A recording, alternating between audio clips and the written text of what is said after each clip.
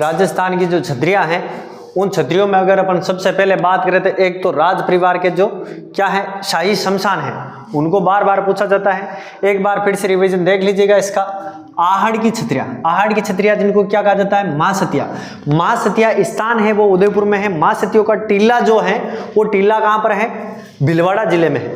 बागोर सभ्यता के यहाँ पर मां सतियों का टीला मिला है, उसको क्या कहते हैं, उसको मां सतियों का टीला कहते हैं उस स्थान को। और ये मां सतिया जो स्थान है वो कहां पर है, उदयपुर में आहड़ सभ्यता में मिला हुआ है, ठीक है ना। और यहीं पर प्रथम छत्री जो है किसकी है, अमर सिंह प्रथम की है। किसकी है, अमर सिंह फर्स्ट आएगा यहाँ पर भी। और मेवाड़ के राजवंशों का क्या है, शाही शमशान है। अगर दूसरी बात करें केसरबाग की छत्रियां, केसरबाग की छत्रियां कौन से जिले में पड़ेगी भाई, कोटा जिले में पड़ेगी। और ये भी शाही शमशान है। प्रथम छत्री यहाँ पर किसकी है भैया, राव दुद्धा की है। और नवीनतम छत्री किसकी है, विष्णु सिंह की है। नवीनतम होगी तो अंतिम होगी, ठीक है। अगर बात करें गेटोर की छत्रियां, तो गेटोर की छत्रियां कहां पर है, जोधपुर जिले में है। और बड़ा बाग की छत्रियां कहां पर है, जैसलमेर में है। और देवीकुंड की छत्रियां कहां पर है, बीकानेर में है, ठीक है। कोटा के साथ में केसरबाग की छत्रियों के साथ में एक और याद रखना आप लोग, शारबाग की छत्रियां। किसकी, शारबाग की छत्रियां।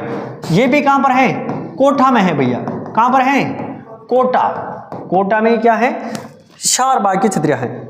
अगली बात की थी अपन ने कि सबसे पहले मेवाड़ में जो छत्रियां हैं उन छत्रियों को अपन ने एक साथ में देखा है। तो मेवाड़ में किन किन की छत्रियां हैं, देखिएगा मेवाड़ हर युद्ध में, हर जगह पर, हर स्थान में अग्रणी रहा है। तो छत्रियों के मामले में भी छत्रियां बहुत ज्यादा पूछी जाती है मेवाड़ की। मेवाड़ में जिले कितने आएंगे भाई, कौन कौन से जिले आएंगे, ठीक है, 4 जिले आते हैं, भीलवाड़ा, चित्तौड़, राजसमंद और उदयपुर।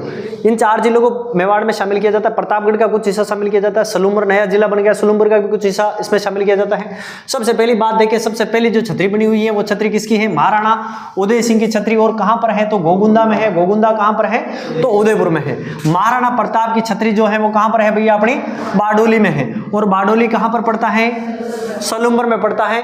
और 8 खंभों की छतरी, महाराणा प्रताप की छतरी जो है वो कितने खंभों की है, 8 खंभों की है। और केजड़ बांध की पाड़ पर है। कितने, कौन सी, किसकी पाड़ पर है, एक बांध बना हुआ है, उस बांध की पाड़ पर बनी हुई है महाराणा प्रताप की छतरी।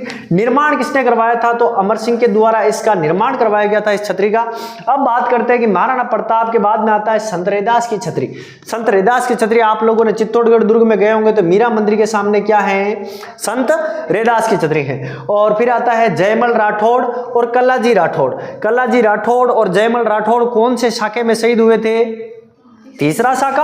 1567-68 में जब आक्रमण करता है चित्तौड़गढ़ दुर्ग के ऊपर, तो उस समय ये दोनों लड़ते हुए वीर गति को प्राप्त होते हैं। और कल्लाजी को यहीं पर तो अकबर ने कहा था कि 4 हाथ वाले लोक देवता, किसको कहा था, अपने कल्लाजी राठौड़ को क्यों कहा था, क्यों कहा था भाई, इसके पीछे क्या राज था, क्योंकि कल्लाजी राठौड़ ने जयमल जो है उनको क्या किया था, कंधे पर बिठाया था और दोनों हाथों में तलवारें दी थी। और अपने भी दोनों हाथों में तलवारें लेकर जैसे 4 तलवारें एक साथ चल रही थी, तो उस समय अकबर ने देखा कि ये कौन है व्यक्ति जो 4 तलवारें एक साथ चला रहा है। और अकबर ने उनको उपाधि दी थी कल्लाजी को 4 हाथ वाले लोक देवता। क्यों बिठाया था कंधे के ऊपर, मजा आ रहा था जो युद्ध में कंधे पे बिठाया हो। उनके पैर के ऊपर अकबर की बंदूक, संग्राम बंदूक से गोली लग गई थी। किसके पैर पर, जयमल के पैर पर।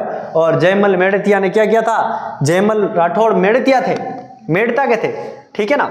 अगली बात करें अपन ने, अगली बात देखी थी इसके बाद में कि पत्ता सिसोदिया। पत्ता सिसोदिया जो है चित्तौड़गढ़ दुर्ग और रामपोल के पास में पत्ता सिसोदिया की छतरी बनी हुई है। ये भी तीसरे शाखे में ही काम आए थे, यहाँ पर शहीद हुए थे, है ना। इनको हाथी, पागल हाथी की सूंड से तोड़ कर पटक दिया गया था, तो वहीं पर ये शहीद हो गए थे। और बड़े वीर पुरुष थे पत्ता सिसोदिया। जयमल मेड़ते और पत्ता सिसोदिया के तो किससे कहे जाते हैं, जयमल मेड़ते और पत्ता सिसोदिया के तो आक्रमण, मतलब लड़ाई से इतने प्रभावित हुआ था अकबर कि उसने आगरा में लाल किले के बाहर क्या बनाई थी, इनकी गजारूढ़ मूर्तियां बनवाई थी। और गजारूढ़ जो मूर्तियां हैं वो मूर्तियां वापस औरंगजेब तोड़ देता है और उन मूर्तियों को वापस राय सिंह जो है बीकानेर के, वो जूनागढ़ दुर्ग के बाहर बनाते हैं। तो इस प्रकार से पता सिद्ध हो जाए जयमल मेड़तिया की गजारूढ़ मूर्तियां राजस्थान में आज जूनागढ़ दुर्ग के बाहर लगी हुई हैं। अगली बात करें कि उड़ना पृथ्वीराज की छतरी। उड़ना पृथ्वीराज की छतरी 12 खंभों की है और कुंभलगढ़ में है। और कुंभलगढ़ दुर्ग में जो इस छतरी का जो वास्तुकार था, उस वास्तुकार को भी देख सकते हैं, गणेशपान। गणेशपान गणेश पान क्या है, इसके वास्तुकार थे, ठीक है ना, इस छतरी के। दूसरी बात करें कि चेतक की छतरी, तो चेतक की छतरी कहां पर है भैया, अपनी बलीचा राजसमंद में है। और अगली आती है जगन्नाथ कछवा की छतरी। जगन्नाथ कछवा कहां पर, मांडल भीलवाड़ा में है। देखिए मांडल और मांडलगढ़ दो स्थान है, लेकिन मांडल भीलवाड़ा में जो छतरी है वो किसकी, जगन्नाथ कछवा की। जगन्नाथ कछवा आमेर के शासक थे, उनकी यहाँ पर 32 खंभों की छतरी, कितने खंभों की छतरी है भैया, 32 खंभों की छतरी है। अगली नेक्स्ट बात करें इसके बाद में कि महाराणा सांगा की छतरी कहां पर है, तो महाराणा सांगा की छतरी मांडलगढ़ भीलवाड़ा में है, 8 खंभों की छतरी है। और जगनेर भरतपुर के अशोक परमार के द्वारा इसको क्या किया गया था, बनाया गया था।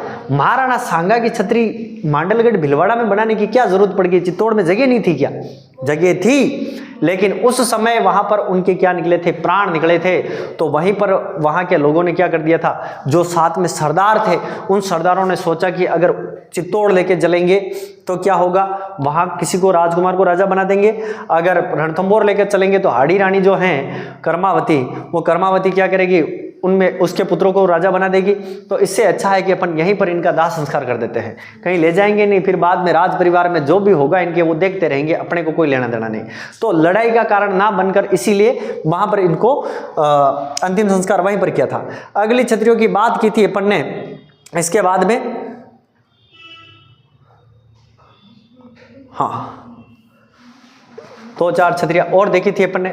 एक आता है भाई अपने सामने श्रृंगार, क्या नाम है, श्रृंगार चमरी।